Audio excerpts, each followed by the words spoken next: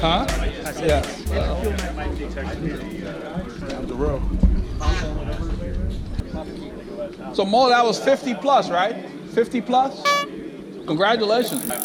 50 plus having a bunch of fast guys. so Mo won the 50 plus at Chapel Hill. All right, so what are we waiting on right now? Mo won his road race in the 50 plus category. As well, fastest guys, ex-racers, you know. Mo actually used to ride with Mario Cipollini. Mo is from Italy. So Mo is a very talented rider. So every time we see him, it's nice to see him here.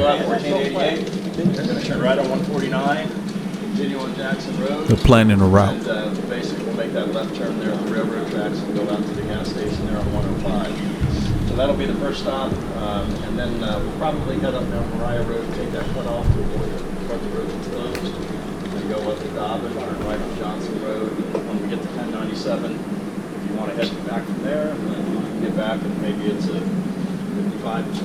I don't know how far would that be. It's close to 60. 60. The other one's about 60. If you want to get 70, you turn left and go up to Bailey. Well, you can go about. I think we were thinking right on Bailey Grove. We're gonna have options. I mean, you can also turn. You can also turn around. I think you'll like it. You haven't been on that piece to the 105 station. You haven't been there, but they go on 1486 and then they cut by the railroad tracks. It comes up to 105.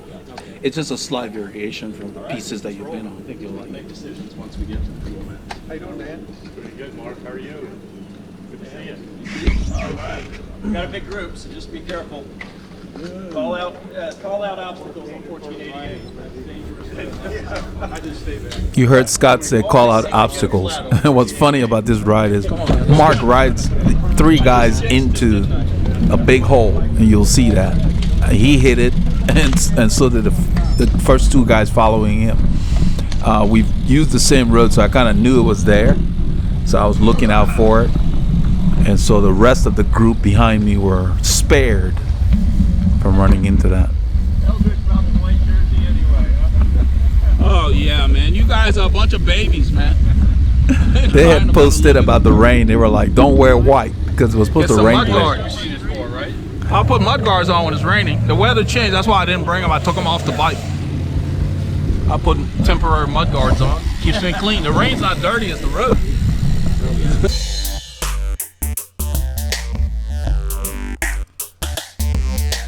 On this ride, Paul and I left Northampton, rode up to the Woodlands. We picked up Team RR. The ride is leaving around 7:30. We're there for a bit. We're about 10 minutes after 7:30 before we left. We hit 1488, went up the overpass, got on 149 past Karen. Mo was with us, and so it was kind of cool for a little while. Then we took Jackson Road into Bobville. We took 1486 up to Dacus. At Dacus, we took 1486 up to Jackson Road and then went into Montgomery via 1097.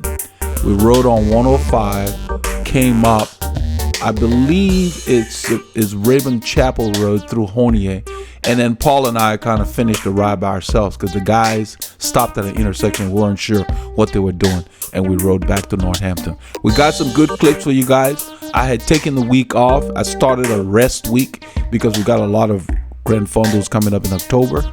So I just took it easy on this ride and sat in for the most part. Hope you enjoy the clips.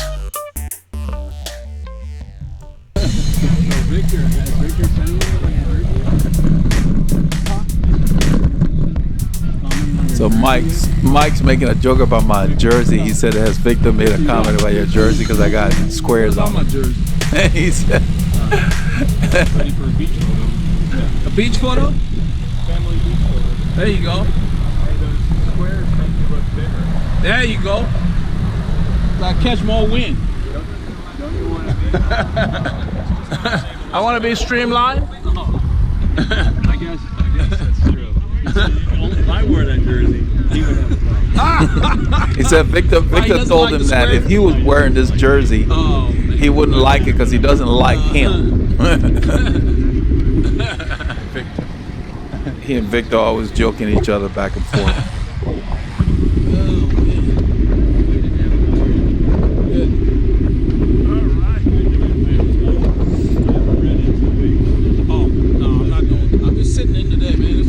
This time of year for miles. Hey, you know there's a lot of rides coming in the area. Paul and I planning on doing the Heroes ride. It's like mid-October. It's right in our area here. From Conroe, what do they call it? Near the airport in Conroe. We did it last year. Heroes ride. Yeah, it's kind of it's just a but it's got 72 miles and I think Mark knows about it, I'm sure. Yeah, I'm gonna ride it. I'm gonna ask Mark. We're talking about the local rides that are coming up this October. We got a lot of grand funders. Once the weather cools off, they're all packed in late in the year. I'm trying to ask you guys if you know about. Do you know about the Heroes ride, Paul? With that Lloyd Okay, jersey. we're gonna do that. We did that last year. Had a real good time.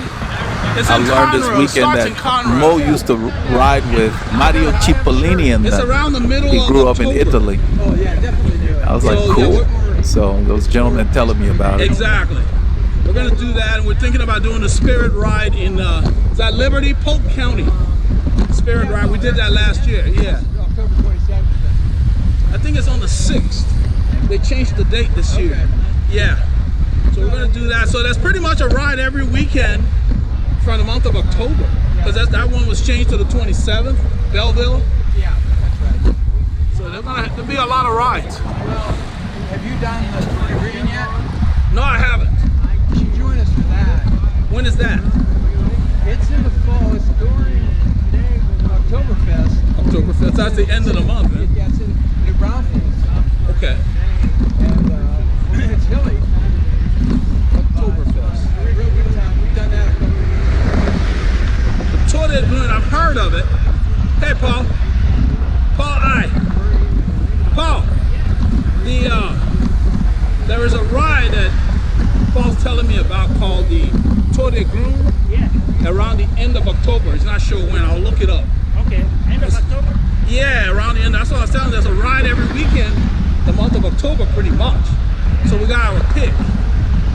So I was letting him know that we're gonna do the Spirit Ride, and then we're gonna do the. So Mike's telling me up there he hadn't been riding. Talking about go easy on me. I said, that's not me. It's the group you gotta tell. Exactly. You telling me? Yeah. Go easy on me. So he says, did Victor make a comment about your shirts? So we go up to Victor. Victor said, now Victor said, if you were wearing that shirt, I'd make a comment because I don't like you. That's what he told Mike.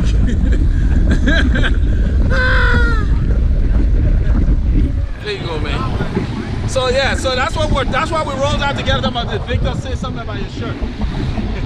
That's the gentleman up there in the black and yellow that was telling me that Mario Cipollini came to visit Houston in the Woodlands, and Mo was there, and they know each other, and he's like, wow, Mario just go, hey Mo, and they just started to talk. That's Mo on my wheel there.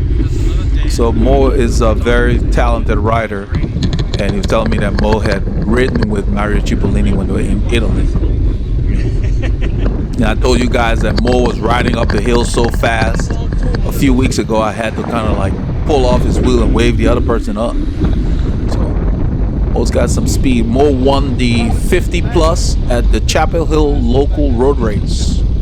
And the 50 plus has a lot of ex-racers, and they're fast. So I was like, wow. So he's won that several times now and placed many other times. So he was telling us about it. It was interesting to hear.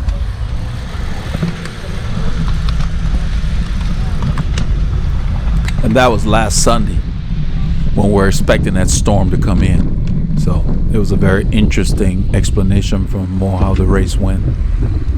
In 15 miles of a 55 mile road race, it's like 80 some kilometers. At about 15 miles, they broke away. So about 24 kilometers into the race of an 84 kilometer race, they broke away and stayed away. A few other guys.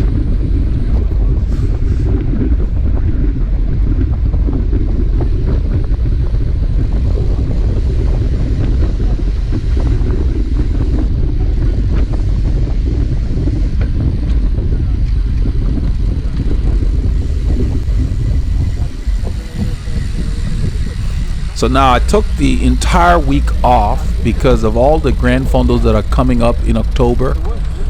Even though it was 3 weeks into my macro cycle, I just took this week off completely. I didn't ride. I was busy anyway.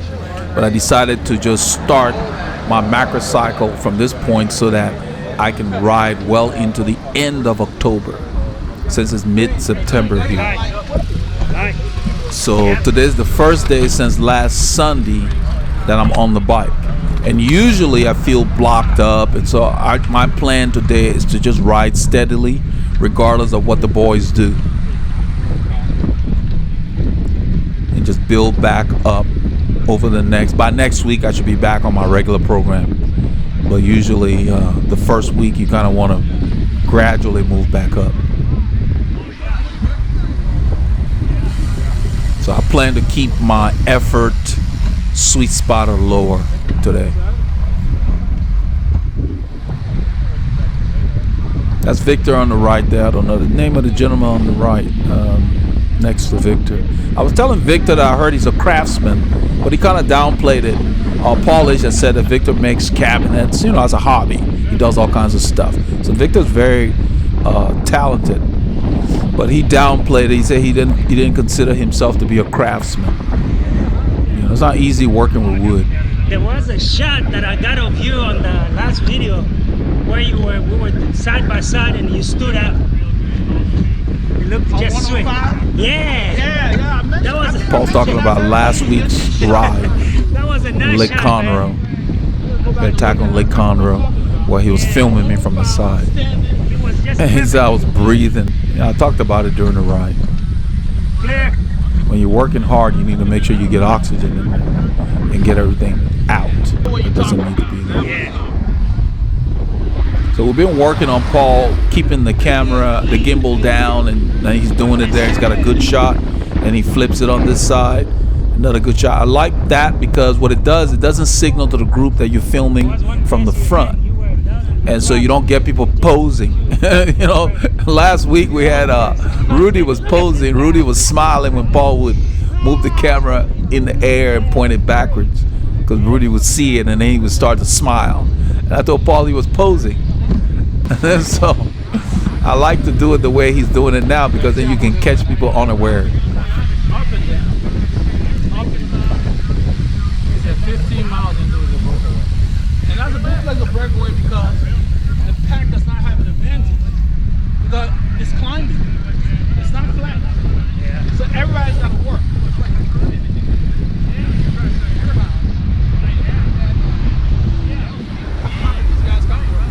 Yeah. I really like the mesh that these guys did on the side of your jersey, man. That's what you have on that white one. Yeah. Yeah, Paul's talking about the jersey I'm wearing. It's a La Pasión jersey, the squares. I think it's squares blue or what they call it. Yeah. But it's got a mesh vent on the side.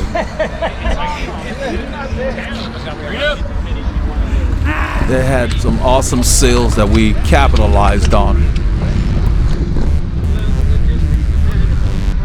They marked them down pretty close to 50 or 60% off. It's a nice summer jersey. I don't have too many full white jerseys, so it was good to get that one, even though it's got squares on it. That's what Mike was giving me a hard time about. I'm taking a gel there. The socks are also La Pasión. They call it the Linea, L-I-N-E-A. I guess it means lines. I just like the way they break up that's navy with white. So navy, white, and then my bike is blue, then my white helmet, black shoes. Seem to work. That's the La Pasión PSN shorts that I'm wearing. They're fine. Their Lycra is a bit more rubbery than the other guys like Castelli, Rafa. So yeah, it's a little more, feels close to like a skin suit versus the other ones that have more of a fabric kind of feel. You see Mo over there? Mo just balanced his bike. He did that to dodge the reflector there.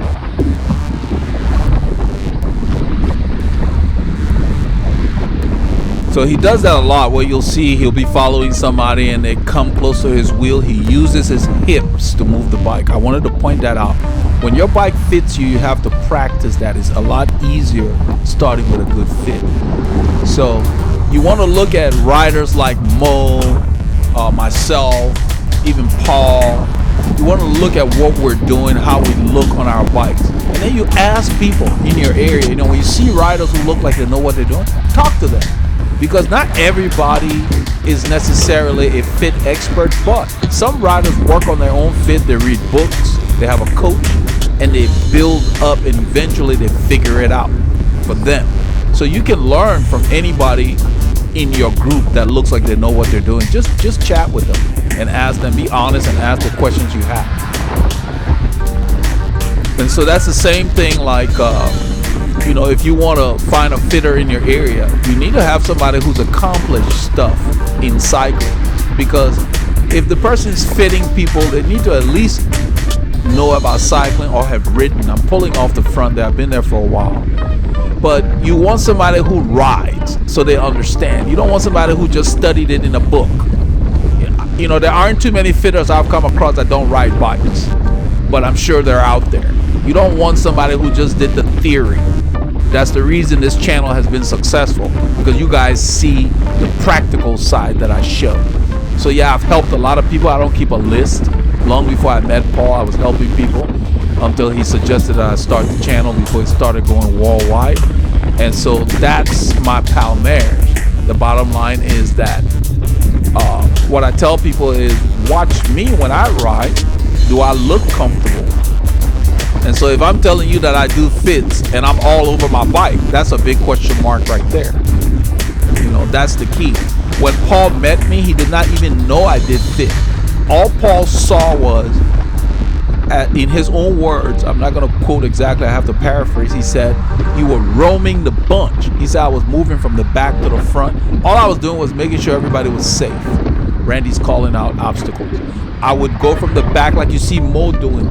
Mo looks out for the weaker riders. He's always looking out for people off the pace. You would see him do it off the road, even though we intentionally, Paul and I, stayed behind. There was another rider behind us. It might have been Randy, I'm not sure. But Mo just always looks out for the last guy in the bunch, and you guys know I've talked about that on here.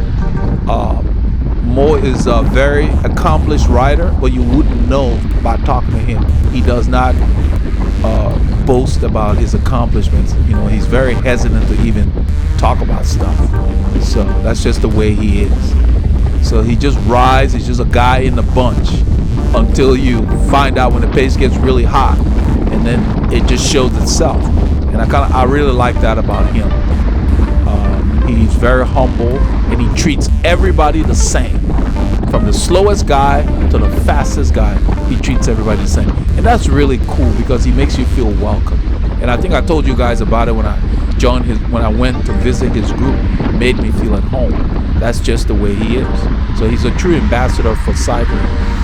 But the point I was trying to make is that don't just go and hire somebody to do bike fit without checking out what they've done or what their background is, or at least knowing something about riders that they've helped. Because you got to be really careful, because I just see so many people with bad fits that it just bugs me. So you want to ask other riders who may have had fit done, if they look smooth on their bike and they look comfortable, ask them, you know, who helped you with your fit. Let them recommend someone.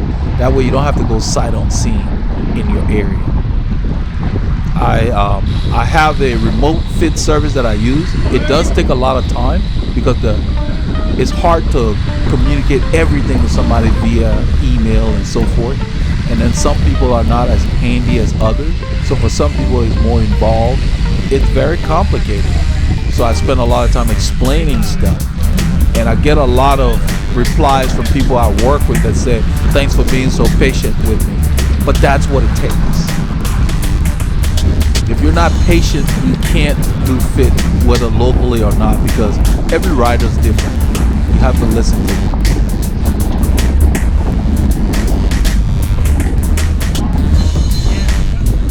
And it helps if the rider will follow instructions and suggestions. That makes a big difference.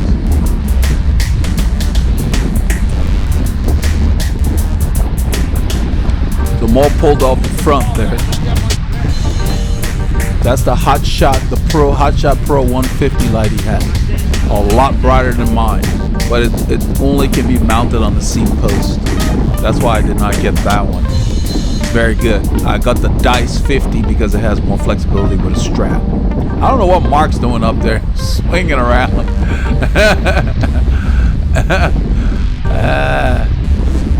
So I mentioned earlier, you guys will see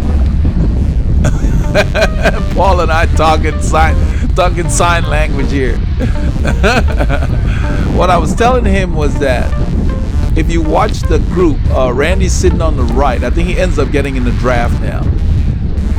You want to make sure you save your energy. This is going to be a long ride. For us, we're going to ride about 130 kilometers. And right now, this is, 12 kilometers in to the ride, and we rode about 15 kilometers from the house. So, 27 kilometers.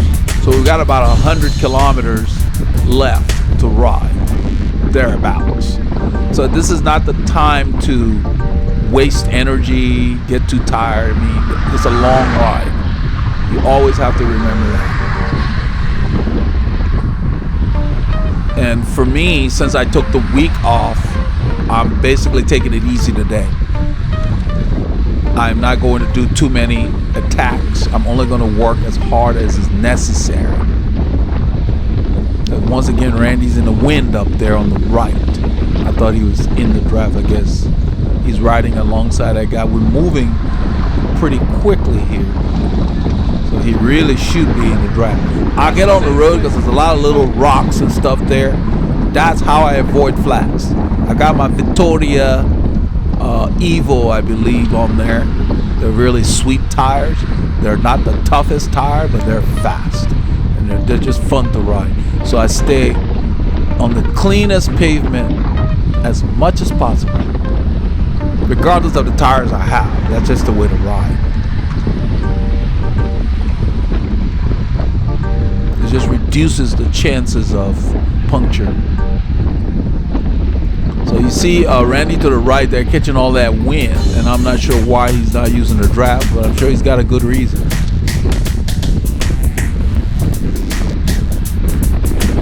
I'm right at the top of zone 1, entering zone 2, so that's fine. It's perfect for me.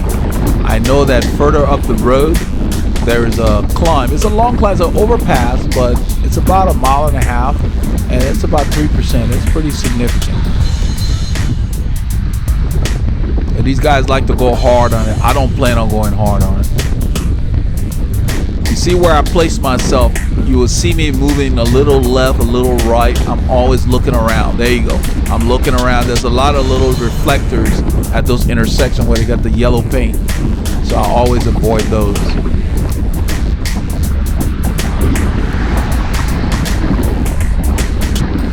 Not sure where this guy came from on the right, but he's drifting back. I think he's going for more shelter. Yeah, those are the reflectors I'm pointing out right there. I hate going over those. That's what Mo was dodging. They're not fun to go over. They're little square blocks. They're hard on you, and they can cause a puncture if you're seated and you hit them too hard. Now, I've been on this road enough to know that there is a big hole right there. Boom, we hit it. Okay, Mark rode these guys into that. I pointed it out to the guys behind me, avoided. So I was like, "Thanks a lot, Mark." And that's what, remember, Scott in the at the start at the parking lot, Scott had said, "Call out hazard." Mark rode those 3 guys into that hole. That hole is there every week. It's been there since they built the road. So I don't know how come they didn't know it was there. But even if you don't know, it was as if to say he was riding with his eyes closed. So you can't do that. Because Randy hit that thing so hard, the camera didn't do it justice. I thought Randy was going to fall. That's why you notice I was behind and off a little bit and then rode back up. Because they hit it square on. Those are the things that damage your wheels, cause what we call snake bite punctures and that kind of stuff. The 3 of them smacked it. And that's why you would see Mo do the same thing. He's always the one side or the other looking around to make sure, you know, looking behind sometimes. You've got to do that. You got to protect your wheels, because that kind of hole can take you down. If you hit it and your hands are not on the bars, or that was just not cool. So all I did was I said, "Thanks a lot, Mark. You rode us right into that hole." I don't think he even heard me because we're going into a wind here. It's hard to hear, but that should not be happening. So make sure you're not doing what Mark just did.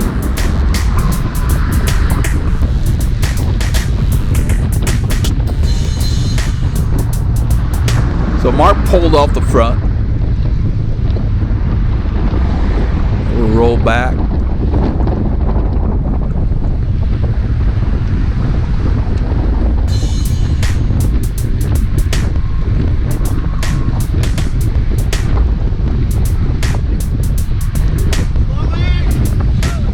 There's a red light. We're nowhere near it, so we're slowing down. And I back off, so if I don't have to unclip, that'd be great, because this light is not very long. Because on the right, that thing doesn't go anywhere. It's like a farm or something there. They just put a little driveway for that property. This is a spur 149. It's a piece of 149. And we get the green light. And I had already made up my mind I was just gonna ride that overpass steadily. I think I'm behind Paul at this point.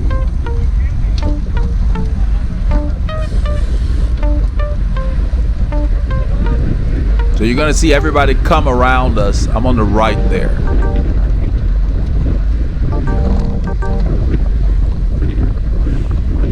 So when you take off a block of time, you don't want to just come into a ride and start to hammer. It's not very good for your motor or your body, I should say. So you want to kind of gradually get into it. Sit in, spin, enjoy the ride. That's my goal today. And usually, knowing me, it takes about maybe a couple of hours before my body really gets into the groove when I've been off for a while. And, it varies slightly depending on how long, but I took the whole week off. And, it was on purpose, because I don't like to be too tired when I'm doing my Grand Fondos. I like to be fresh. That's what that was about. So I'm starting a macro cycle, so by the end of October, it will be like 6 weeks into it. And most of October, we got a bunch of riding going on, because the weather is favorable here. Other than rain now and then, the temperatures are better.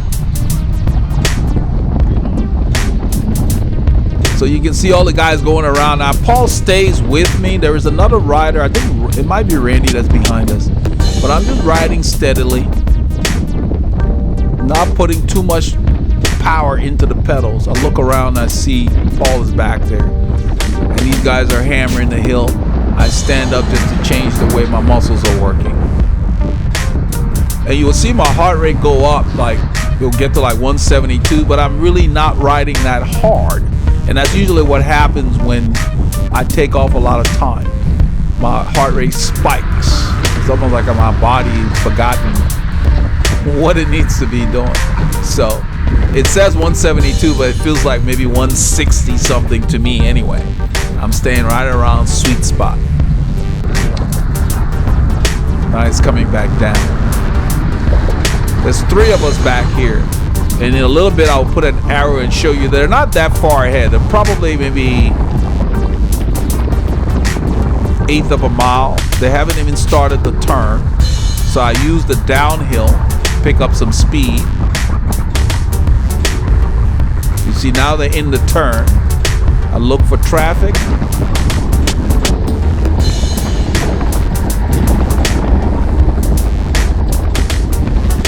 That's Mo hanging back there. Mo's hanging back. He always does that, just to give you something to chase. In case you're really struggling on the climb, you can make up time on the downhill.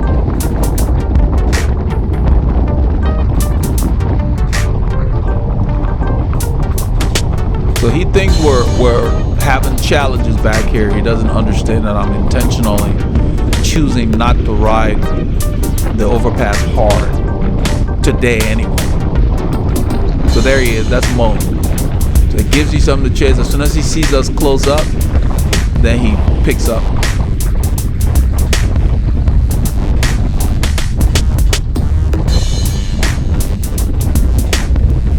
just, he does that to encourage you to stay with the group if you are having trouble. That's what he did for me the first day I rode with his group when they were flying up the Fish Creek overpass.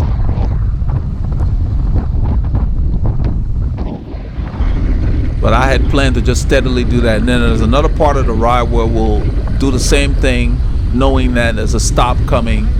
We keep them within range. And Paul's not aware of what I'm doing. At that point, he even comes to the front for a little bit. But I told him they were turning left, they weren't going. He didn't want to get them to lose sight of them, he said. So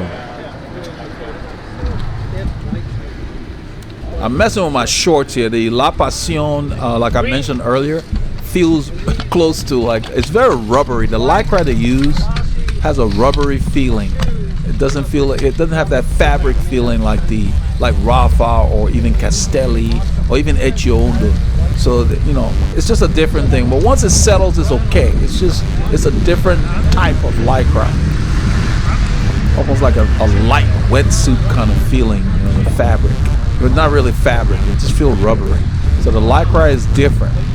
They're nice shorts, it just takes some getting used to. So they're not at the level of the top guys though. They're trying.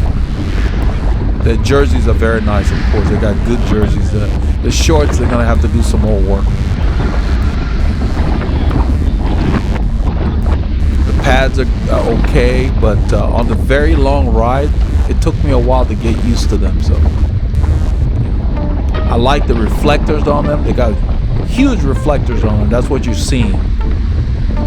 I'm letting Paul know there's something on the right side. Thinking a little bit. No, I let him know we're gonna, ride up because Victor is leaving a gap. That's the way Victor rides. He gets on his bars, and so he stays about a car length and a half off the back. I don't want to deal with that, so I ride up. In a little bit, Paul rides up there also.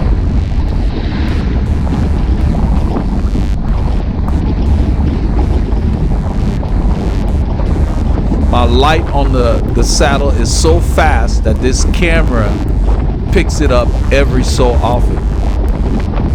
And the same thing with Mo's light. It blinks faster than the shutter speed can handle. So every now and then you get a good shot of what the light's doing, and then it's as if to say it's not on, but it's on. I've got it on 3 Lightning, what they call 3X.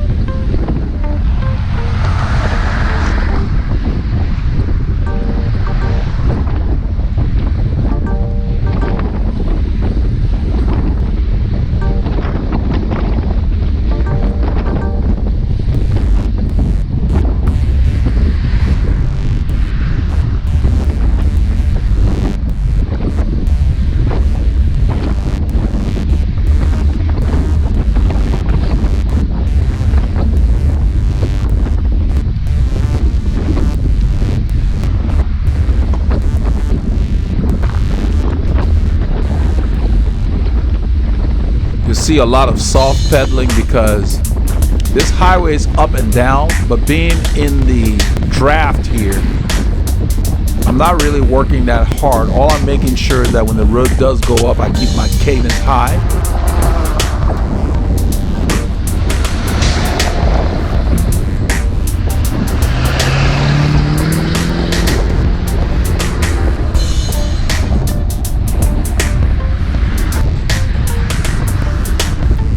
See, I got my cadence up. This road's up and down, and right here I'm just soft pedaling.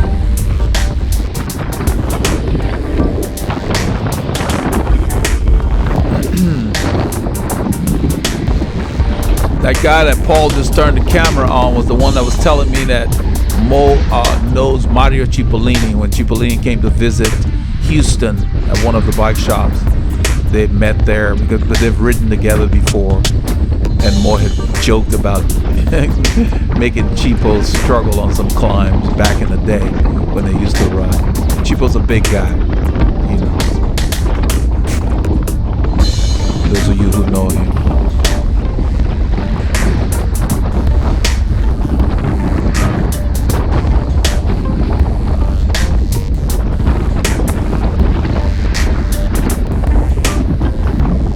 Mo doesn't talk about stuff like that, so I don't know a whole lot about his accomplishments, but you can tell when you ride with him, the class is there.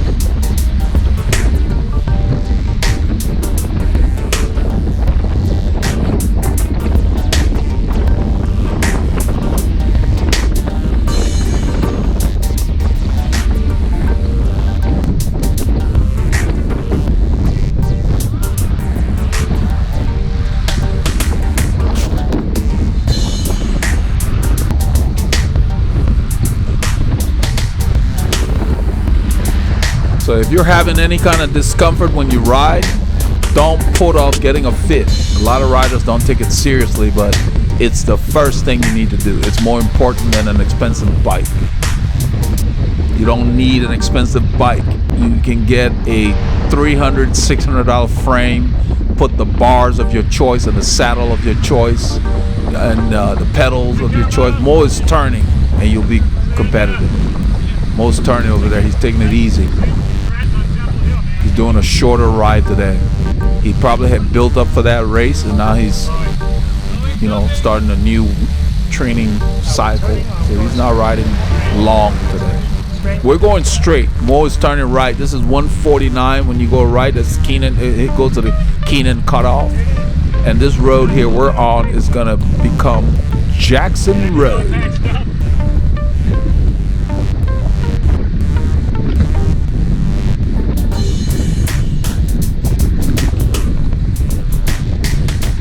Almost like the Honia Egypt road. You get on this road, you just ride. You go for miles before you come to a stop.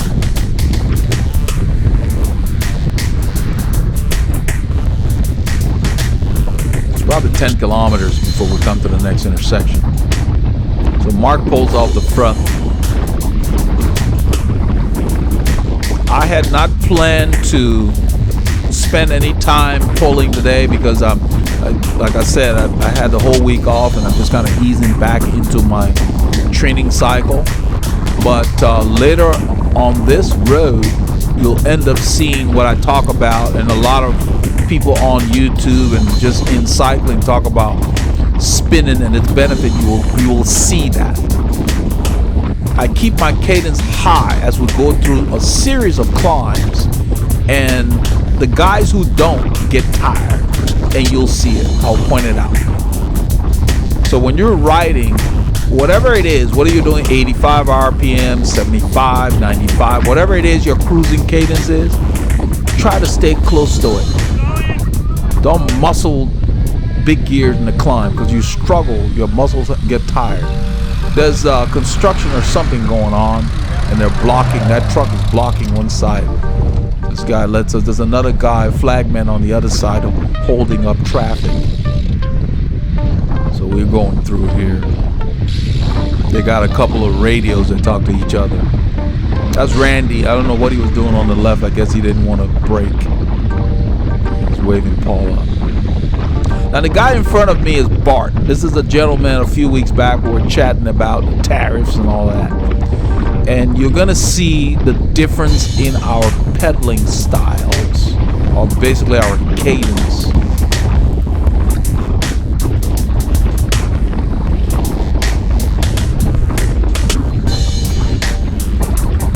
You can already see it here, but it will be more pronounced as we hit a series of climbs that are coming up after Dan pulls off, when Paul H is pulling. If you look at this road, look up ahead. That's Randy behind Paul there.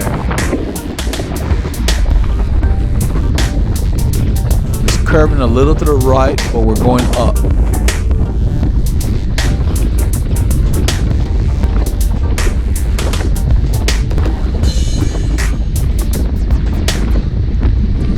I get a drink. I'm using the electrolyte as the bottle on the seat too. So you can see I palm the bottle and I make sure it gets in the cage before I let it go. Be sure so you don't drop your bottle, because two things: you need your liquids, and secondly, you can cause somebody to crash if it falls in the pace line in front of another rider. So when you take it off, make sure it's in that cage before you let it go. Mike pulls off, so Michael's pulling, and Dan will take over, and he's gonna increase the pace a bit.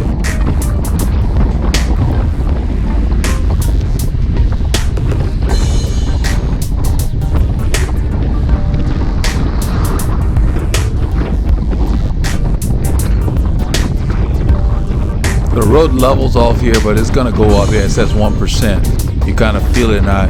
You watch my cadence here. I keep my cadence very high today because first of all, I've had the whole week off, and I want to make sure I wake up my body without wearing out my legs.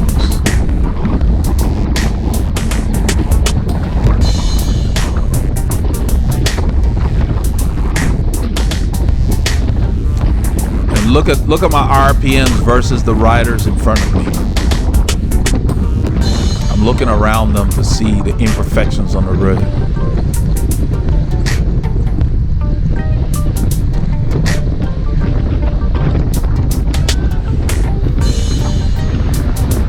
So you need to find your cruising cadence and, you know, train your engine, build your engine. I'm pointing out the obstacles that nobody else is. I don't like to go over those things. They're uncomfortable. So if you can avoid them, you avoid them. I looked behind before I moved out there earlier.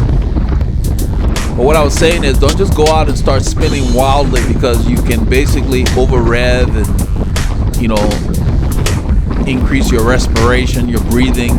You need to make sure you've trained to increase your cadence if that's the kind of style of riding you like to do. You should be able to do all of it. High cadence, medium, low, all of them. You gotta be able to do it. Now look at the guy in front of me, that's Bart. Look at his cadence. This road is going up. He's behind Paul H. All their cadences probably, I'm guessing in the 70s. On a long climb, if you're not cruising at a comfortable cadence, you tire out your legs, and you will see that happen in a little bit.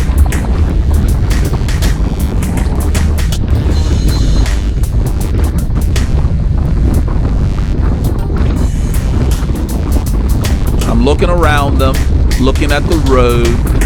You see me, I'm staying by the white line because that's the cleanest spot.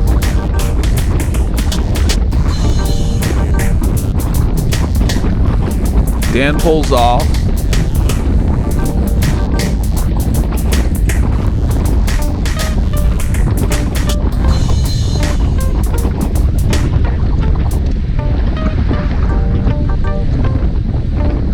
Now, when you're riding, you can see Paul H is at the front. He's cruising. So that's okay. That's his cruising cadence. You don't want to go to the front and over rev if you're going to be staying there for a while. So he's cruising. But if you're behind and you're in the draft, you can give your legs a break until you get to the front. That's just something to think about. The option is available. Now, Bart is muscling gear, you can tell. And if you do that long enough and the pace changes, it can hurt your legs. I mean, it's just, you just can't, you know, biomechanically, you just can't respond to speed changes. It's okay here because the speed is constant, but you keep that in mind. But Paul H is riding at his preferred cadence. So he's cruising, he can handle that.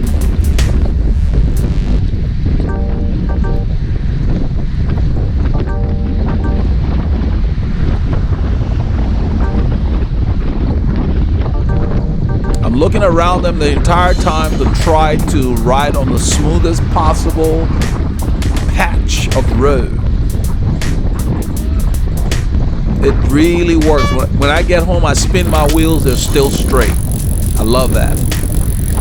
So it's worth the effort.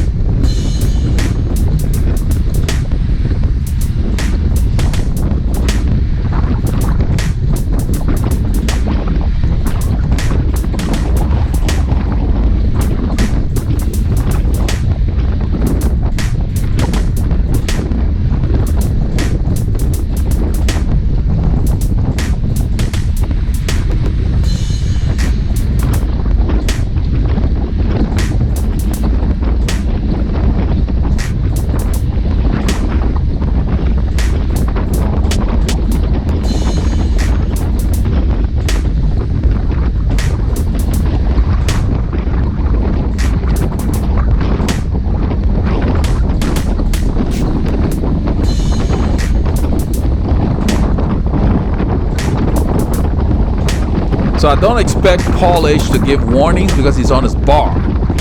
And that's why I'm looking around him. See, that's where we're going. Look at that road.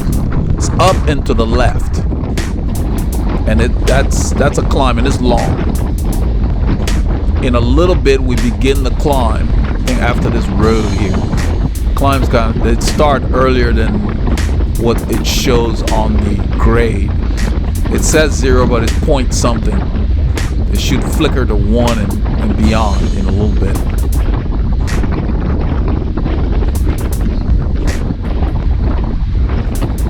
We're climbing here 1% now. So we're doing 34 kilometers an hour on a 1% grade. Now it's 2%. The speed went down just a touch. So if you watch, my cadence will go up. So all I do is I find a gear that will allow me to keep my cadence in the range I want to, because if the speed were to change, I will be more adept at keeping up. Paul's standing at the front. I think Bart stands also. They're using a higher gear, higher ratio.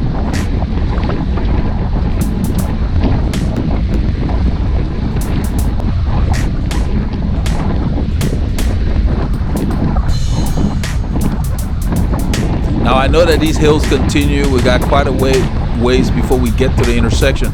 You see me go by them here? I don't change my speed. They slow down. I'm just pedaling. I just don't want to stop. So I move left. Paul's with me, and we continue to go.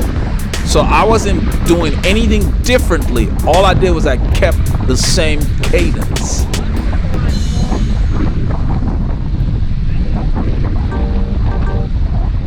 That's what I was talking about. For some reason, they were going slower. I just continued to pedal at the same rate.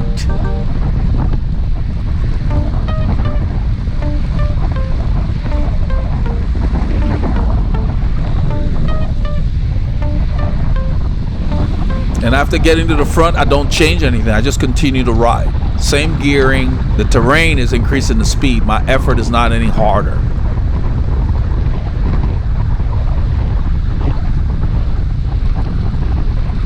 Because right here, it goes up a little bit, not much.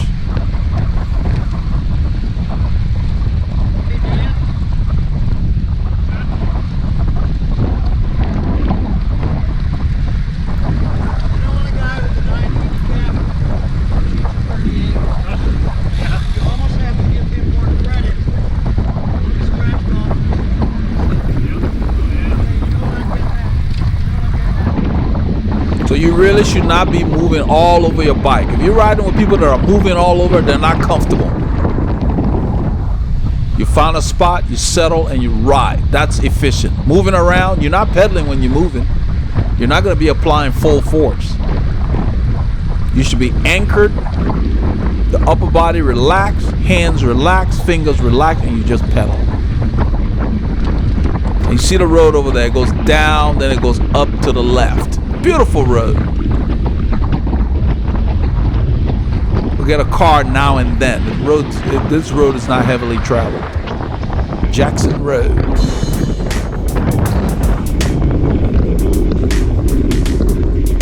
This road will take us to a couple of towns. One is Dobbins and another one is Dacus. So you see Mark over there increased the pace. He moved up.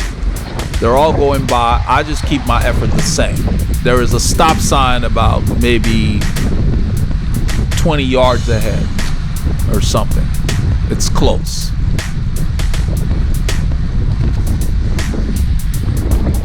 Right after this little bump, there's a stop sign. So when we get to the stop sign, I think they're stopping, and then some people roll ahead and whatever. So I just roll through the corner.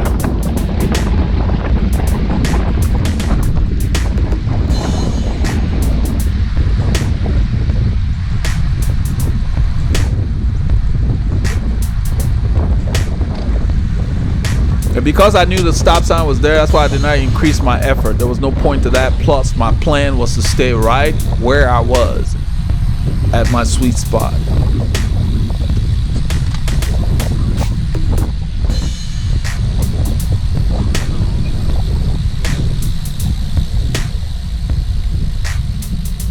So right here, I think we're stopping, and then some people roll forward.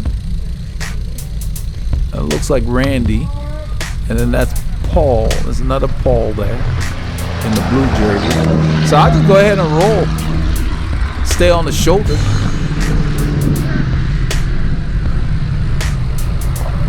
And I'm not sure whether we're stopping, not stopping, what we're doing. So I know where we're headed. A few miles up the road, there was a railroad track. We're not going to stay on 1486. We're going to turn left on a side road that would take us to a store outside of Dobbins.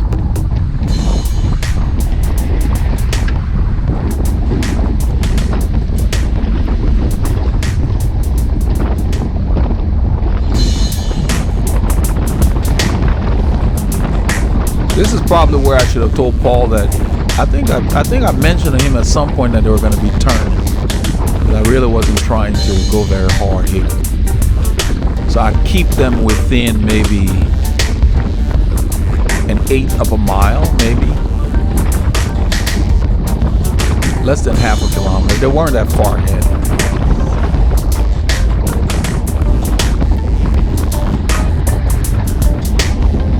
I decided to just keep my effort right here and keep them there. In a little while, I think Paul comes to the front.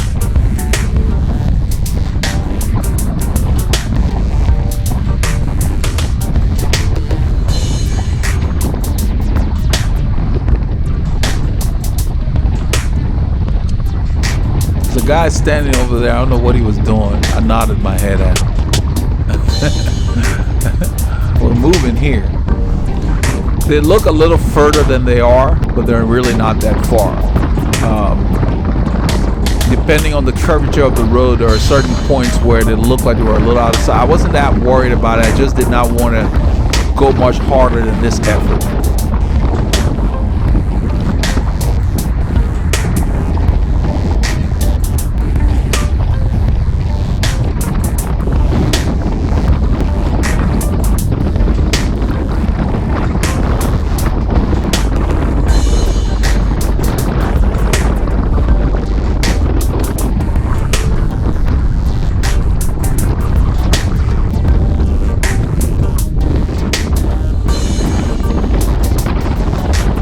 Right at the bottom, well, the top of tempo thereabouts, bottom of zone 4, what I call sweet spot. They're right there. I'm not trying to catch. I'm just holding the pace steady here. Not that worried about it.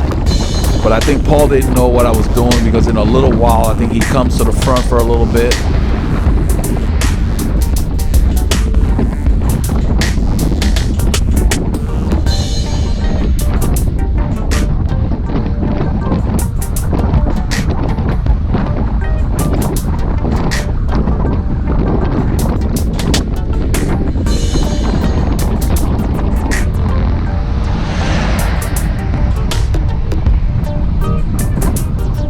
Right here, Paul comes to the front. I guess he thought I was slowing down. Maybe I was, I don't know, but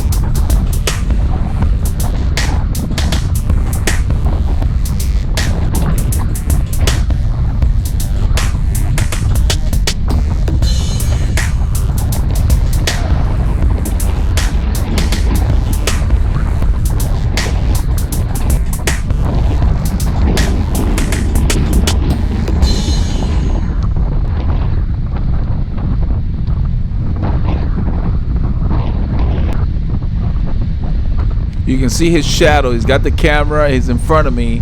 I think, I don't know when I told him. I said, they're going to be turning up the road.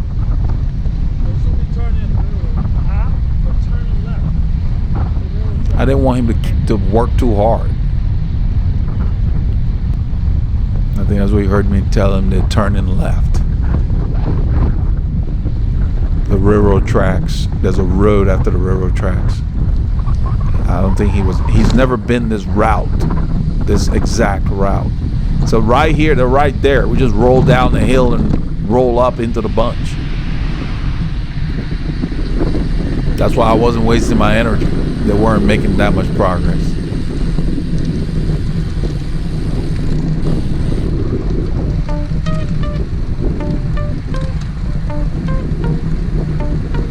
So at this point in the ride, it's been about an hour 40 for me, because we rode like probably 30 minutes to the start of the ride. So an hour 40. I figure after the stop, I can kind of let loose. That's the way my body works. That's why I always tell people, when you go to a group ride, don't get excited and don't gauge yourself based on somebody else, because you don't know what's going on that day. You got to focus on you and what you're doing today versus what you did in the past.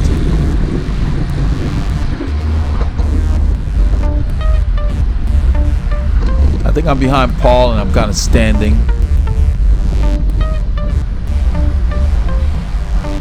The guy in the front, in the blue on the left, his name is also Paul. On the left there. He's also in his 70s. Guy on the left right here. That's Bart on the right there.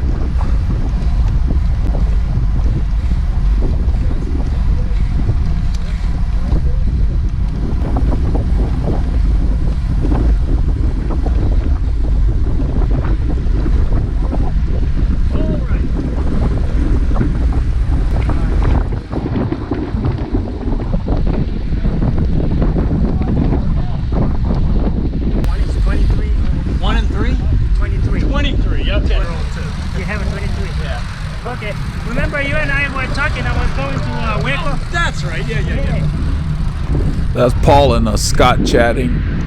We go across the highway here to avoid dealing with traffic at the actual driveway. This driver's coming out. I wave, I think it's a lady, I wave her over, but she just sits there. So I just turn on the left side here. No telling.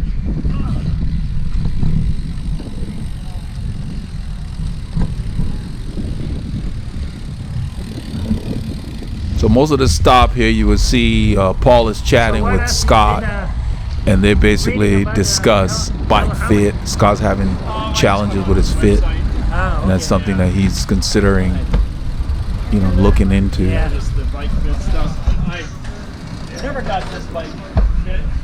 I always felt like it worked pretty well until I did that time trial, and I just was hurting so bad about that. So I don't know if it was a fit thing or what, but my glutes just every time you ride, you feel that? No, I just felt it on the time trial, and I think it's just because I was sitting in the same position for a couple hours, Yeah. I was down in the drops for 2 hours, and before I finally had the tire go on me. Yeah. So I don't know if I just need to ride this bike differently and move around a little bit, or if I need to get that fit, or if I ever do a time trial, get more of a TT kind of a bike. I don't want to get a new bike, frankly. No, I think you just need to review fit. Yeah. And I know I've seen from the film that we taped where Eldred was pointing out that you saw was tilted forward. That what's that? The saddle here? Right. Yeah. Was tilted forward, that you just need to fit. So, yeah. I don't do the fit. He does. Oh, yeah? Yeah, he does. So I film and then he narrates and he do all of the details. But if you go on the website, there is a form there where you put all your specs there. Oh, really? And then he receives it. He set an appointment. You come in. He does it from 0 to. Is that right? Because he did. Yeah, he did my fit. Did yours? Is that Yeah. right? Yeah. Yeah. The first day we met. Really? Yeah, I was sitting up just like you. Yeah. And I couldn't reach to generate power. I see. And he took me in, and you know, it was something that I needed. Yeah. Yeah. You know, because Did you before make that. big changes to it? Oh yeah, Is that huge, right? huge. Really?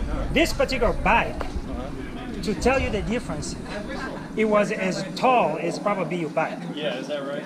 Yeah, and I'm 6'2", Yeah. and couldn't just reach down and generate the power. Is that right? Yeah, I was having soreness after every ride. When he brought it in, it was like I got a new bike. Really? Yeah, it was the best investment of my life. Is that right? Oh yeah. From that point on, I'm gonna try I that believe, yeah. Signed up, go Yeah. see him. You will be surprised. Then. All right. I Yeah, might do that. yeah. Wrong turn.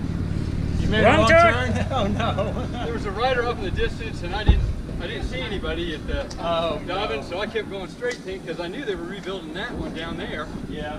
and I thought that's where you guys were going. But Sorry about that. no, that's all right. It's like, huh, still under construction.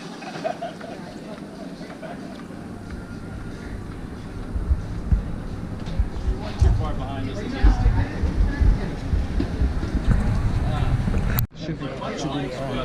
Yeah, it's on.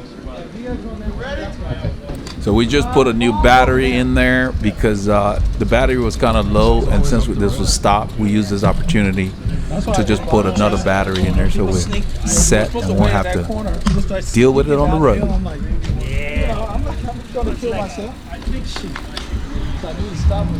So I was explaining to him why I hung back there, and what he says is he didn't want them to get out I of just sight. didn't want them out of sight, man. I was telling him that when he got to the front, I didn't want him working too hard. Because So Randy had asked Mark. Mark had announced that they were going to ride down the hill here to look at some new, I guess it's a gas station or a shop or some convenience store that's being built that Randy wants to check out near a town called Dobbins. So we're headed east. This is Highway 105.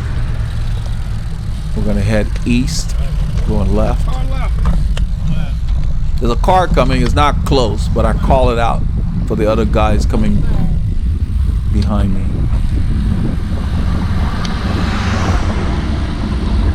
See, I'm adjusting the band on my shorts.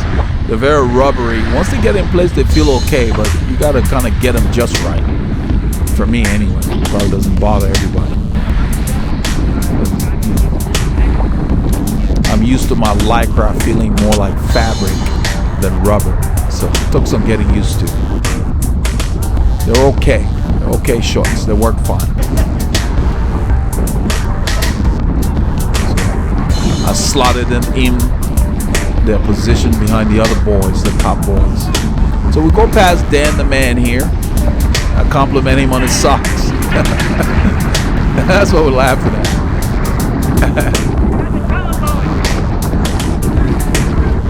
Yeah, Dan's sock says, do epic stuff. Dobbin! We're coming to the town called Dobbins. Ghosts and Goblins. I love that name, Dobbins. And then we'll go to a town called Dacus. So we've been here, but from the other direction. So I like that these guys mix it up. So I hate those little bumps. You can see how I just jumped over them. Those little ridges, they're uncomfortable. We're turning left here, even though it's red, nothing's coming. We don't want to sit on this highway. That's the convenience store, whatever they're building on the right that Randy wanted to see, I guess. But Mark had said, is it okay if we roll down there? I'm like, sure. So I don't know what they're doing here, but then at this point, see, that guy stops. It looks like Randy ends up turning around here because I don't see him after this. I'm behind Are we Paul saying a prayer before we go? Ilunga. Paul H is up here. So I don't know. Somebody asked we're going to say a prayer. I don't know what they're doing, but Randy wanted to see that building for some We're reason. saying a prayer, man. So this guy's name is Paul in the blue also. So he rolls up there. So Randy's waiting to turn around, I believe, because we don't see him after this. Because when they go back, they'll probably get like 45 miles or something like that, I'm guessing. That's an option for the people who don't want to go out to the 60. Because we have people that even went for the 70-mile route when we hit 1097. You'll see that.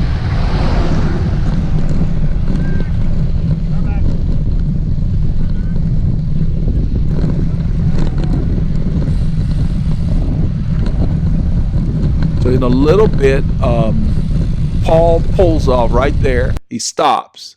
He's gonna go back. I guess he ends up going back with Randy. So I'm not sure what he's doing, but we just continue to roll. We got Mark and another rider up there, I believe, up in the distance. Probably 2 or 3 riders. I think Mike is there also. So in a little while, we decide to go ahead and bridge up to them.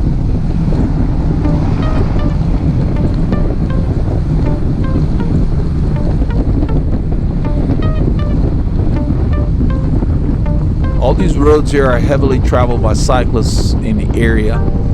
Quite a few of them have the sign that says "Share the road." Cyclists share the road. The state puts out these signs.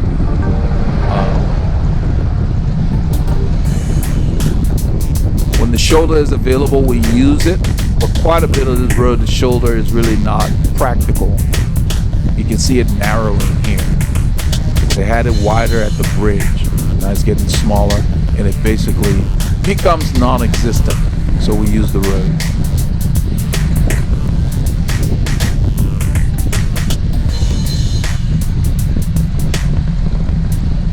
So at this point now, my body is feeling better. I feel like myself. Because it's close to 2 hours for me. Because 1:39 is the duration with these guys, and we haven't. So it's 2:09. I've been riding, so now my body has settled down. It's not blocked up anymore. When you take off a lot of time from the bike, it's like your form struggles. Everything seems rusty. It's not as smooth. Other people can't tell, but you feel it.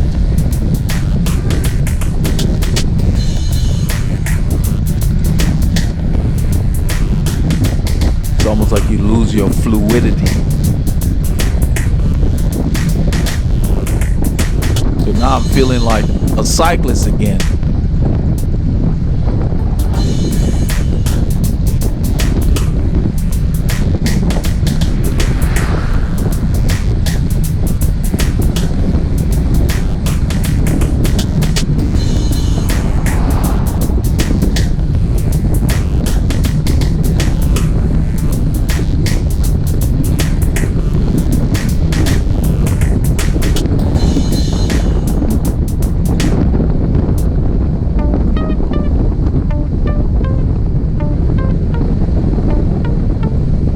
Bridged up to Mark, I believe Mike and Dan, the 3 riders up there.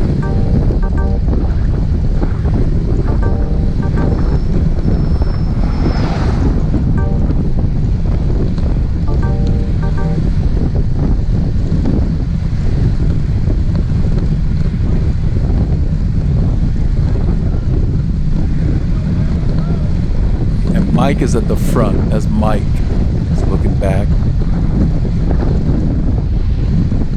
He's gonna take the lead.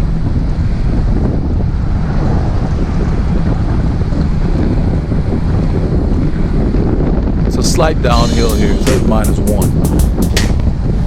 So I'll go ahead and rev it up a bit and roll up to the guys, because it looks like they're ready to start riding. Now if you watch Bart behind me here, for quite a bit he will sit kind of off my wheel, I call it, to where he's not really in the draft.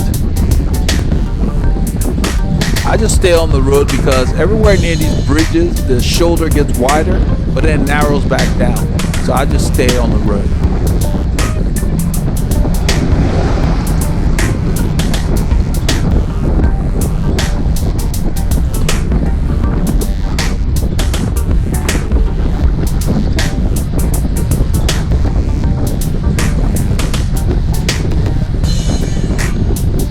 See, Paul has moved up behind me because Bart kept leaving that gap. So Paul went around Bart and closed the gap. Now, a lot of times that happens because either he's a little tired. Bart's been riding kind of a, I guess I wouldn't call it moderate, like a low cadence on those climbs. And so a lot of times you get tired with all these yo-yo, changes in speed. It takes its toll.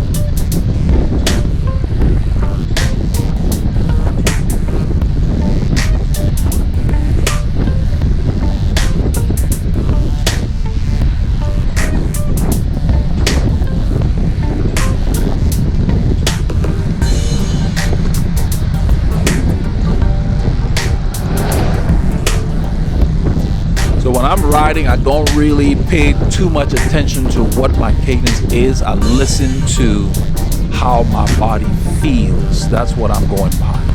If I'm spinning at high cadence and my body's protesting, I shift up, regulate it to a cadence that it likes.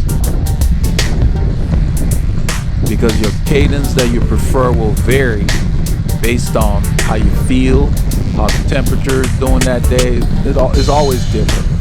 So you've got to be flexible enough to make sure you change as needed.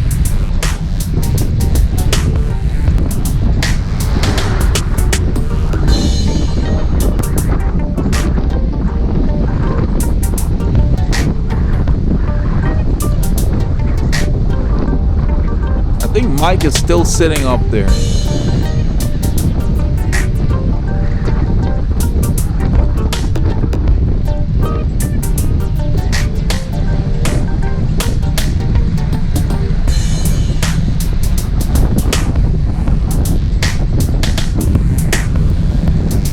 Dan was up there, but it might just be Mike and then Paul H. We'll find out soon enough.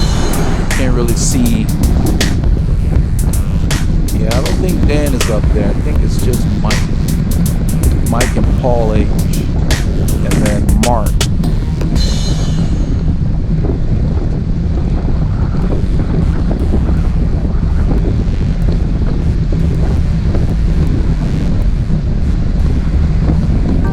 This road is a bit rough, and with the wind and the changes in the grade. Yeah. So yeah, it was Mike, and I think Paul H now is taking the lead, and Mark is on his wheel.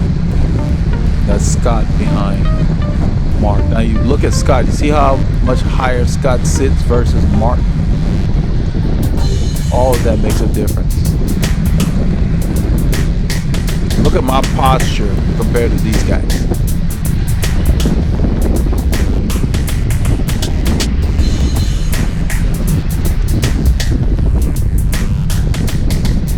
Every rider fits their bike differently, but the key is that you find what is optimal for your body. You make the bike fit you. So all you focus on is riding.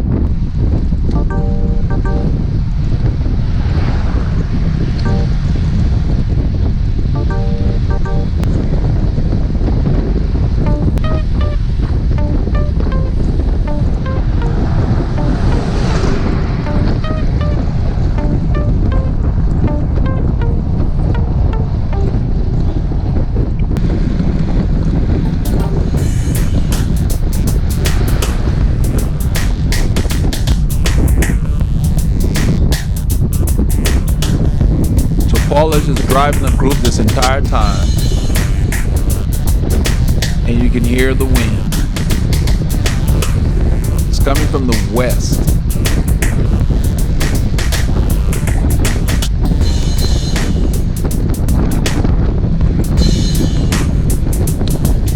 I ended up unclipping my rifle and snapping it back in. The cleat felt like it was jammed.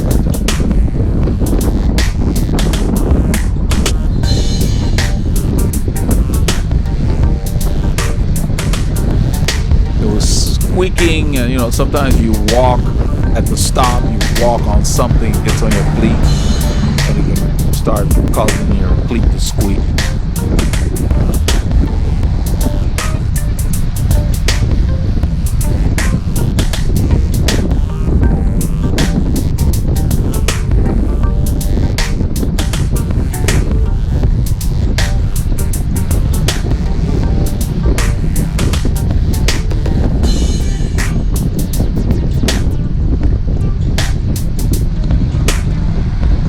At this point, I know we're going on Johnson Road, and Johnson Road has a long climb and multiple climbs after that very long climb.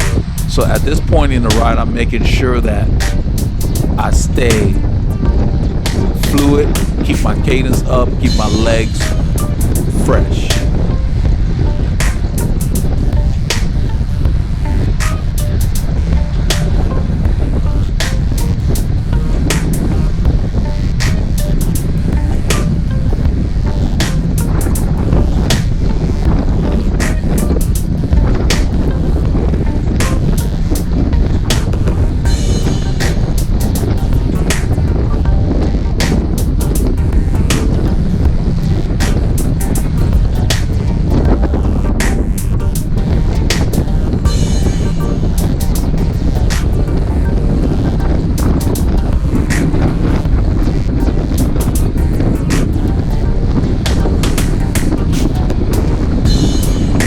Check for traffic. I didn't want to brake. We're going downhill here. It's like -4, so we're rolling.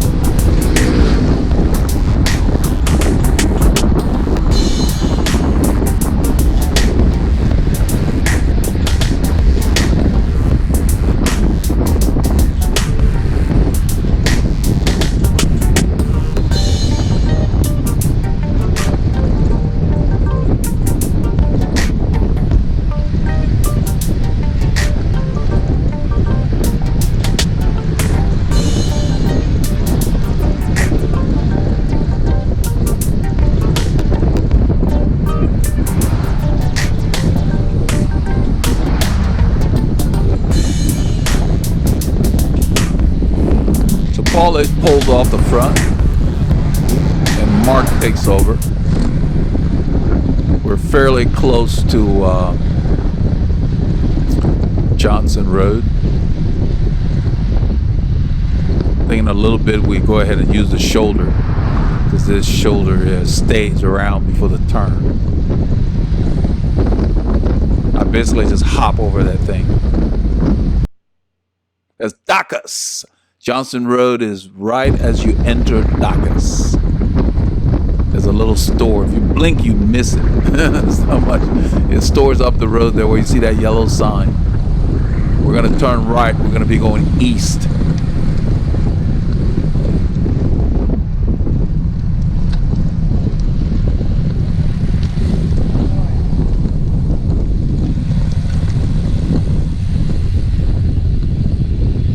This is Dacus. You can see I'm off the saddle, let the bike bounce over these tracks, because they're never super smooth. Every so often you get fortunate to find one.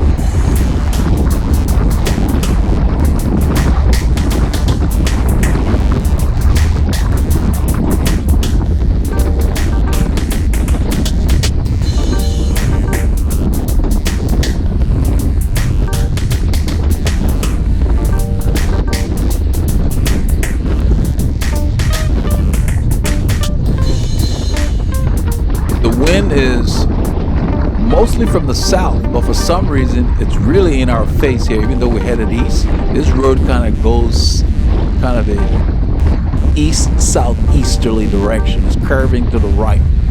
If you look at the top above the display of the cyclist, now it's saying southeast. So we're actually heading south. We started out going east, now we're going south. You can't really tell, you just kind of feel the wind. So right here, we're gonna start a climb that's several miles long, but we'll be going into the wind at the same time. This is the road that Paul and I came on the winter that had water all across it, so it was impassable. We had to go back. No problem with that this time. And look how it snakes around. Now we're headed east again. There's a hole there, Mark calls it. It's a pretty big hole. Those are the things that cause the road to get washed away. This road is covered by water when we have a lot of rains. And if you don't patch those little holes, the water gets in there and it just washes the road away. It makes it easy for it to get under that pavement. You see that wind? Look at these guys' jerseys flapping in the wind. That's why your kit needs to fit. You see Paul's? No movement. Mine, no movement. That's the difference. You need to make sure you size down one for your cycling clothes. Don't wear your regular size. If you wear large in cycling clothes, you want to go to medium for your jerseys. So your regular size t-shirt is large, you wear a medium in cycling jerseys. If it's XL, you go large, and so forth and so on. Depending on the manufacturer, of course, but they all play around with the sizes. But whatever your size is for a particular manufacturer in your street clothes, go down one size for your cycling jerseys. They need to fit you to where you can pull them and they just snap onto your body.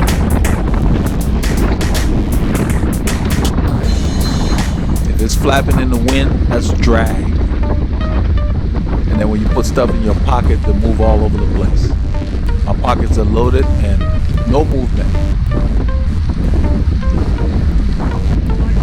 We're climbing here. It may not register right now, but it will. This is a long part of it. Now it says 1%. It's probably where anywhere from 1 to 3% is going to go up and down. And the wind is pounding us. Trees are protecting us a little bit here.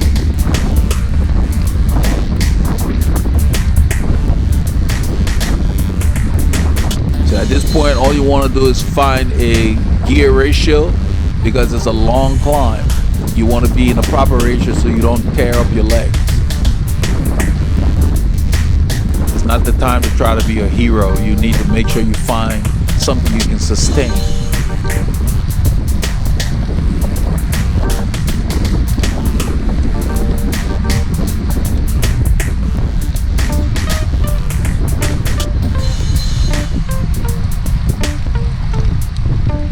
Since I don't plan on going super hard, I'm already in the gearing that I need, and I've got my cadence between 90 to 100 and something. That's where I plan to be.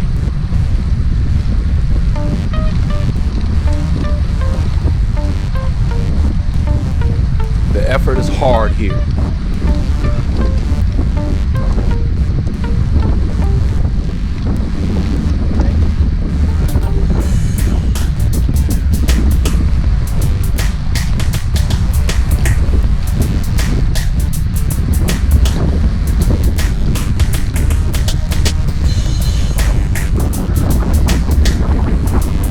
Mark pulls off the front. That was a good long pull. Scott takes over. The road goes downhill here. I shift up a couple of cogs to keep the same pressure on the pedals. You can see the hill in the distance there. We're going back up.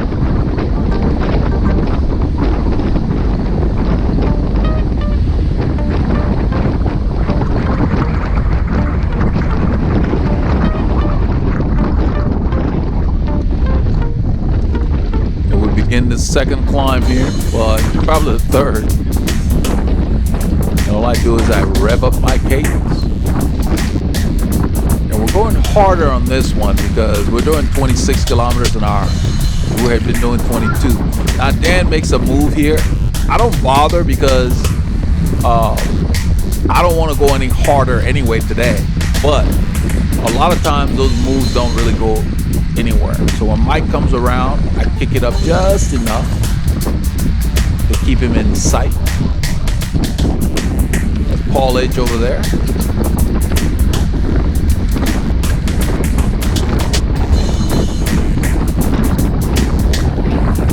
I'm just keeping my effort hard and constant.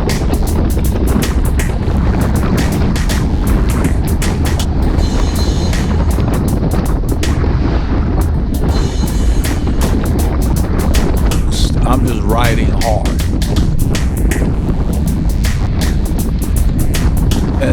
And then of course, remember Dan made that move and then he's drifting back now to come back in the pack.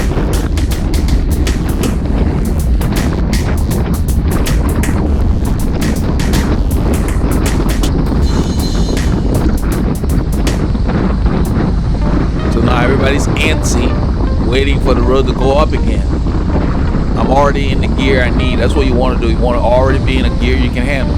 If you need to shift up, that's fine. I'd much rather shift up than shift down. So right here, you can see the impetus is on. And look at my cadence. I just rev it.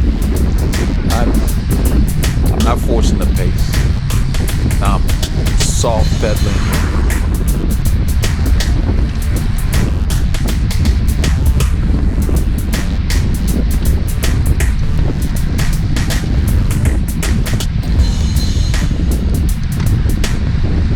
Somebody presses on the pedal again, so I press on.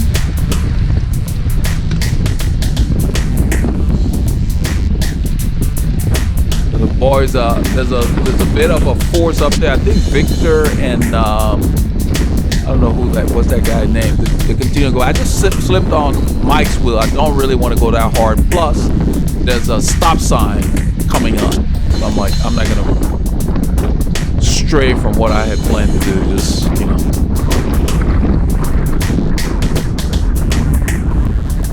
They get a little bit of a gap. They're not that far ahead. The camera makes it look further than this. I just sit on Mike's wheel. He's pulling. I don't know if I go around him or not. I don't think I do.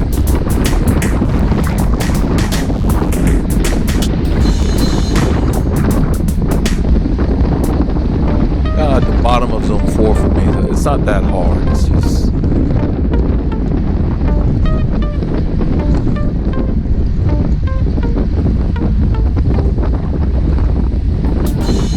stop sign's right there. That's another reason. It's like you gotta just know where to go. At this point, a bunch of guys go left, which will give them more miles. Probably they end up doing 70. But most of the group goes on the right.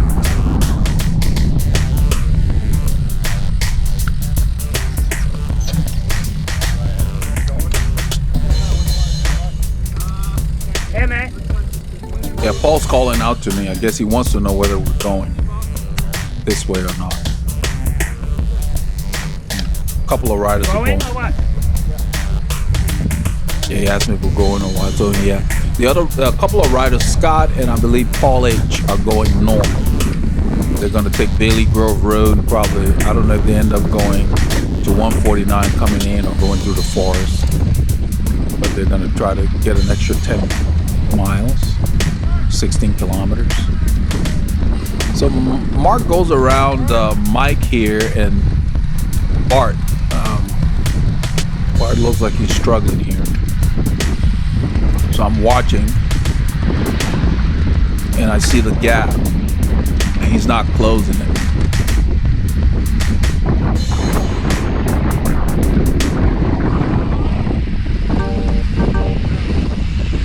So we get closer here, you'll see as soon as they start to pedal again, the gap will open.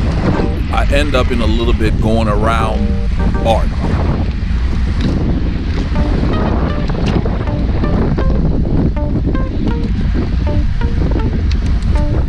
This is 1097. We're headed south into the wind and it's up and down.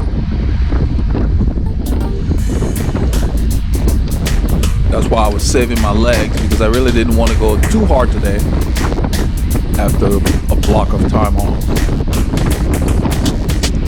So right here, I just go around Marcus. He's leaving a gap. There's a pretty big gap too.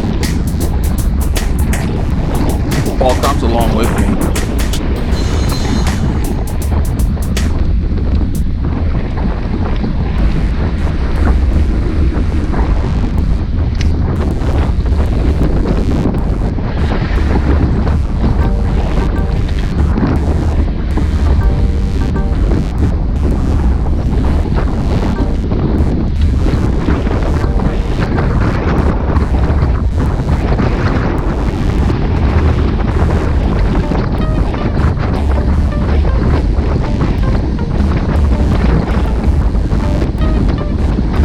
So I roll up to the boys, just kind of sit in. Victor's at the front.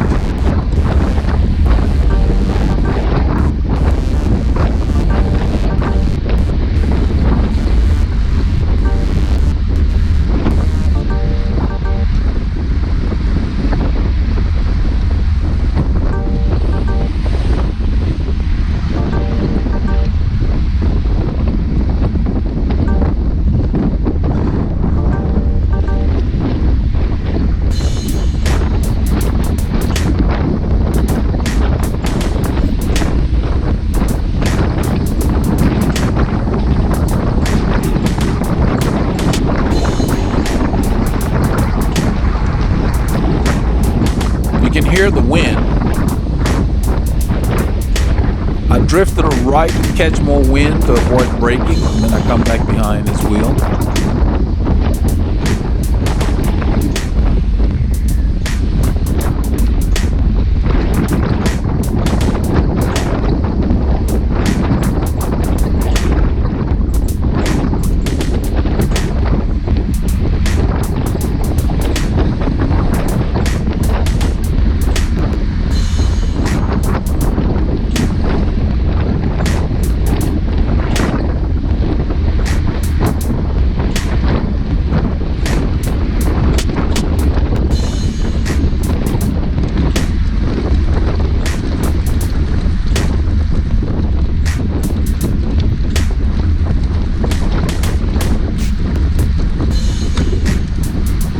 So every time the road goes up, you have to be prepared to press on the pedals.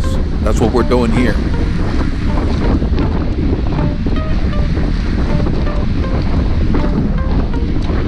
So 2% may not be much, but 2% with the gears that we're riding and into the wind, yeah, it might as well be 4.5%, 5%.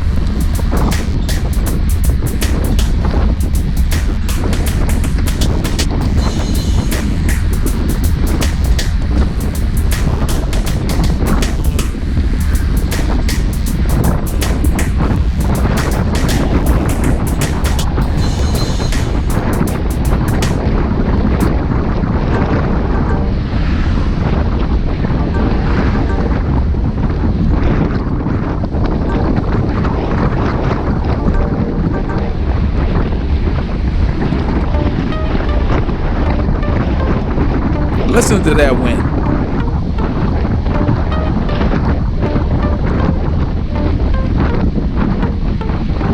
That thing was punishing us on the way back.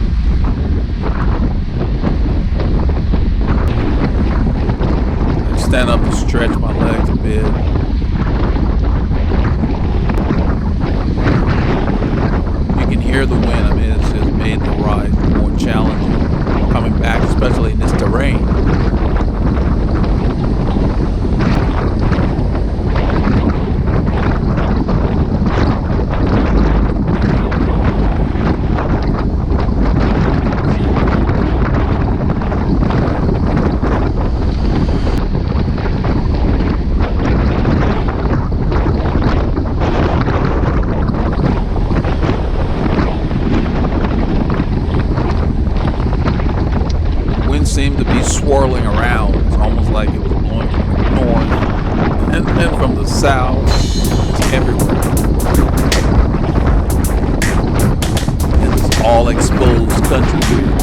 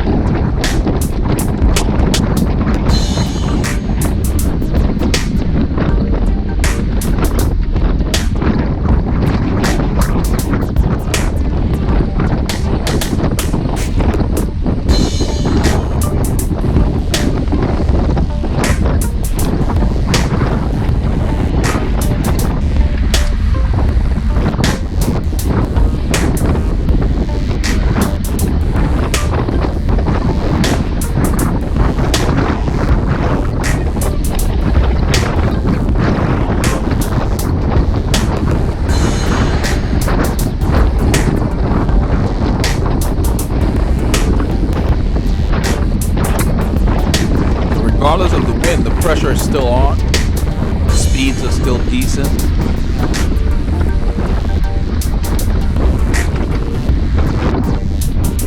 Dan's at the front now, Mark's behind me.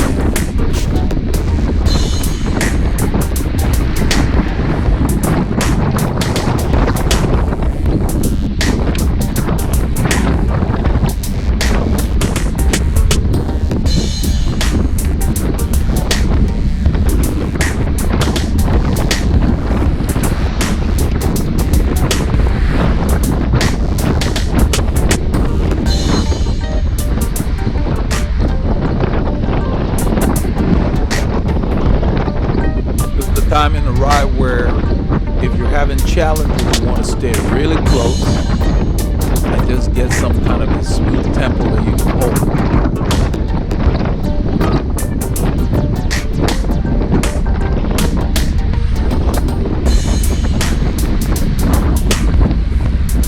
There's a lot of debris over here, so we just use the road. A bunch of dirt.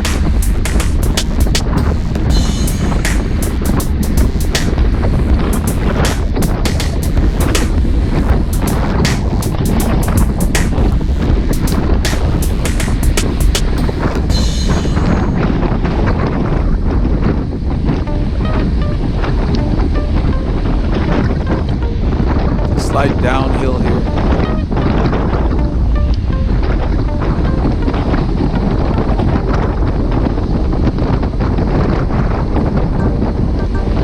I use the right side of the road just to catch the wind and maintain my position. I don't have to use my brakes.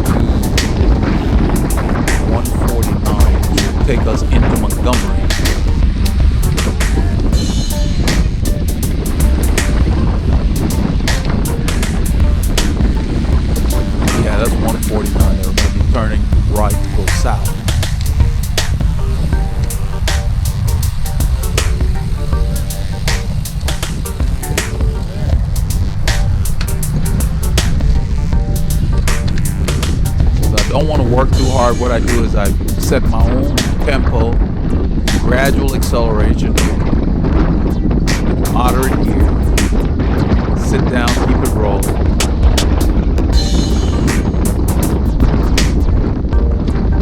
We're using the road here. There's not much of a shoulder. It's narrow, so where there's nothing significant. You can hear that wind. We're riding into wind.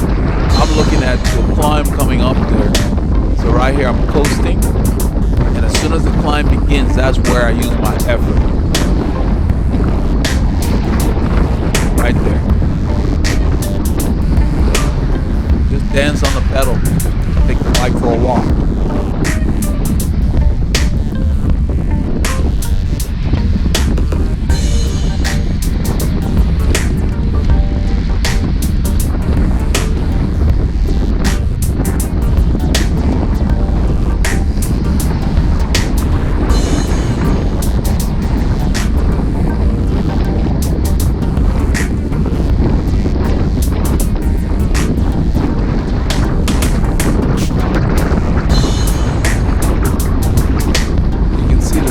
Even though we're going into the wind, it's a slight down as it's -1, and it'll level off.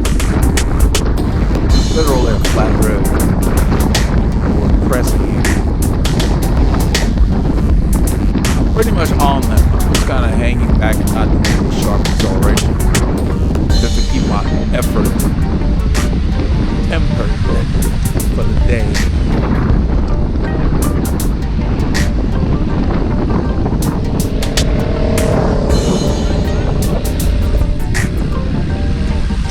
Mark wants to regroup here. He's not aware that a couple of riders have ridden the other way. I end up telling him that Scott and Paul H. are on the other way. That's what I'm telling him.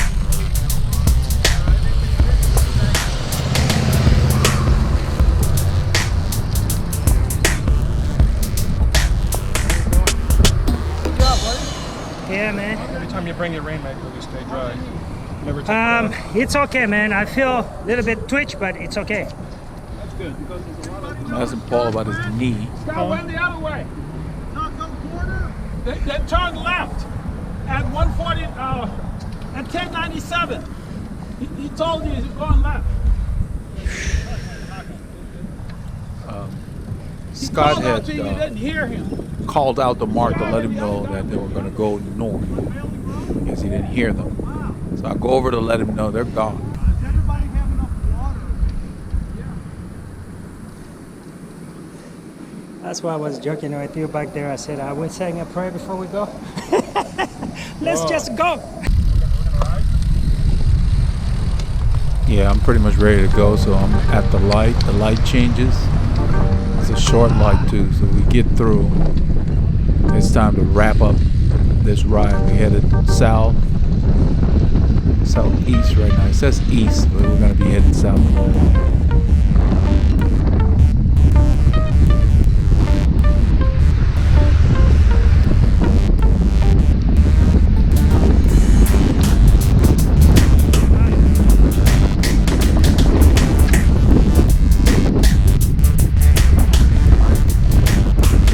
Lone Star Parkway has a lot of ups and downs before we get to 105.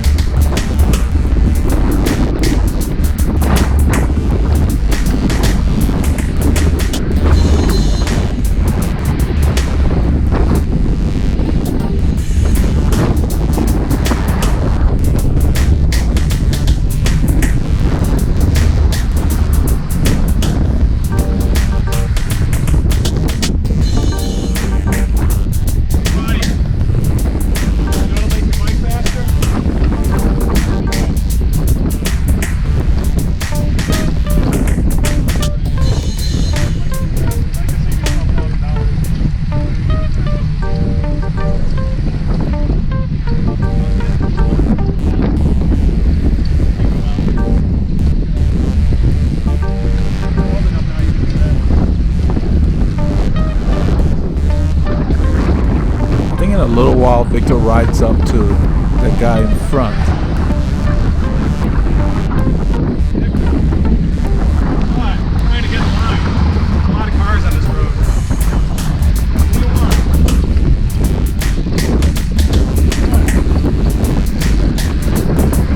mic goes with him or not. I think he does.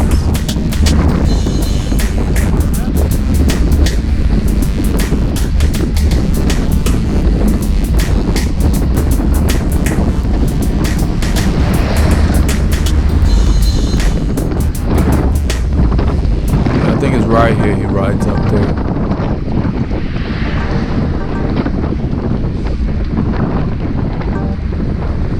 Bart's sitting at the front, and that wind is just hitting. Look at his jersey. That's just drag. When you see anything flapping like that, that's drag.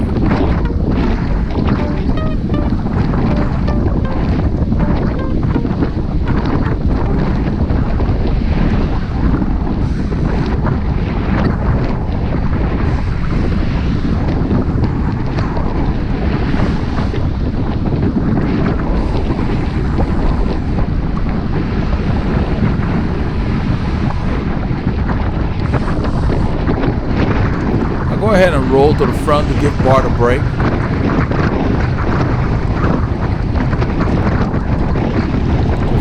We're going into the wind. Look at the road up there. It's going on.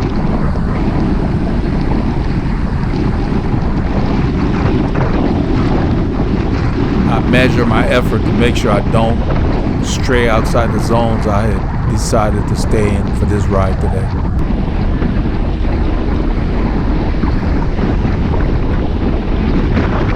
Paul comes to the front, takes a short pull. I didn't want him sitting up there too long. And so in a little bit, I come back to the front and end up just pulling the rest of these guys up to those guys.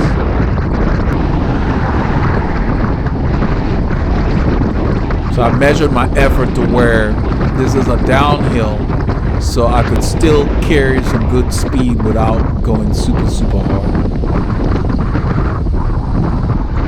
Use the large gear to lower RPM. We're turning left at the light, and that's what I'm checking for. So, hope you all got a chance to get out on Saturday and get your Ks in. If you didn't, get on the trainer, keep moving. Keep those doctors fired. I'm letting them know we're turning left. They forgot. Mark had mentioned we're going left. They forgot. Get your Ks in. Don't let anything stop you.